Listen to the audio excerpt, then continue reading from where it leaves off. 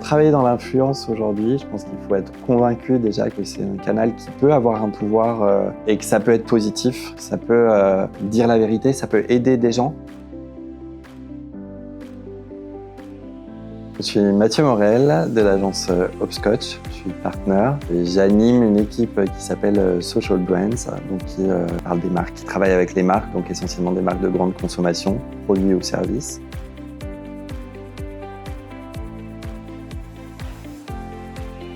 Une influence responsable en 2025, j'ai envie de dire évidemment que c'est une influence qui correspond à des règles éthiques, d'authenticité, de vérité. On est face à des audiences qui ont envie de véracité.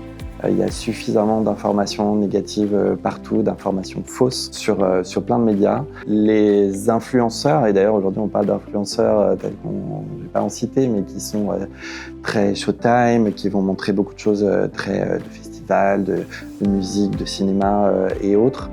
C'est un métier, c'est des influenceurs, mais aujourd'hui l'influence responsable pour moi c'est plus des créateurs de contenu et des gens qui vont avoir une influence sur leur audience et donc qui sont responsables de ce qu'ils véhiculent en tant qu'information.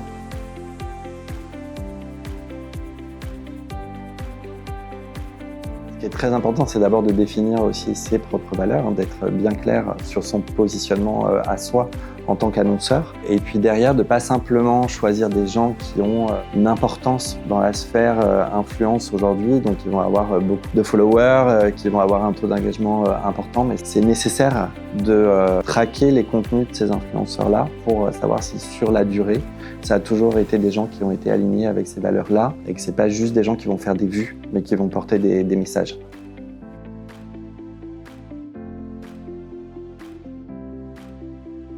Je pense qu'aujourd'hui, les personnes qui suivent des créateurs de contenu sur les réseaux sociaux attendent de plus en plus cette authenticité, cette véracité et ils ont un besoin de confiance avec les personnes qui suivent et pas simplement de l'image, mais de la proximité et de la connivence.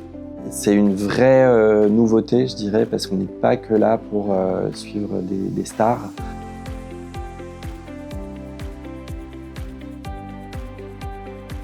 Je pense qu'il est possible de faire de l'influence positive effectivement aujourd'hui de plusieurs manières. C'est de collaborer avec des influenceurs qui sont au plus proches de nos valeurs et qui nous correspondent.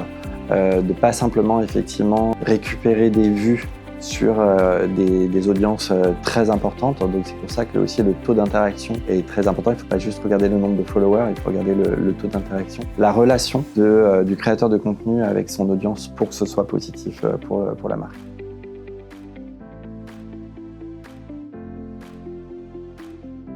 Pour travailler dans l'influence aujourd'hui, je pense qu'il faut être convaincu déjà que c'est pas que un canal d'image, mais que c'est un canal qui peut avoir un pouvoir, c'est dans le nom, hein, influence, donc il peut avoir de l'influence, il faut en être vraiment convaincu.